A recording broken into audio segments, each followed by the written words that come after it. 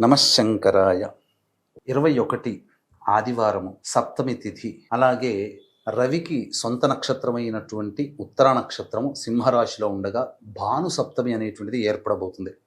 ఉదయం 9:33 వరకు పుబ్బా నక్షత్రం ఉన్నప్పటికీ 9:33 తర్వాత సంపూర్ణమైనటువంటి మాఘ శుక్ల సప్తమికి ఎంతటి మహిమ ఉంటుందో అంతటి సమానమైనటువంటి మహిమ కలిగినటువంటి తిథి భాను సప్తమి జూన్ 21 రోజున.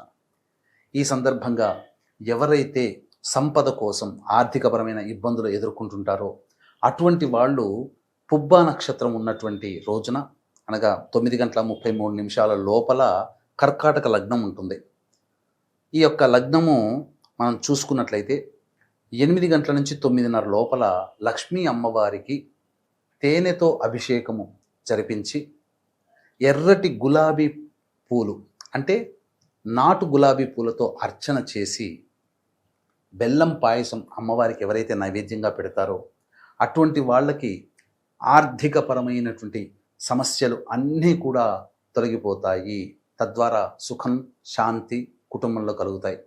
అంతేకాకుండా ఈ యొక్క సంబంధించినటువంటి ఈ భాను సప్తమి రోజున దీన్ని పురస్కరించుకొని మన పీఠమాధుర్యంలో సాయంకాలం 7 గంటలకి మీ జాతకరీత్యా కలుగు విద్య, వివాహ, ఉద్యోగ, దాంపత్య, అనారోగ్య సమస్యల నివారణకి, అలాగే మేష, మిథున, కర్కాటక, సింహ, కన్య, వృశ్చిక, ధనస్సు, కుంభ, మీన రాశిలో జన్మించిన వారికి శనిదోష నివారణ పూజలు, హోమాలు జరిపించి శక్తిపాతం చేసినటువంటి కరుంగలి మాల ఇవ్వడం జరుగుతుంది.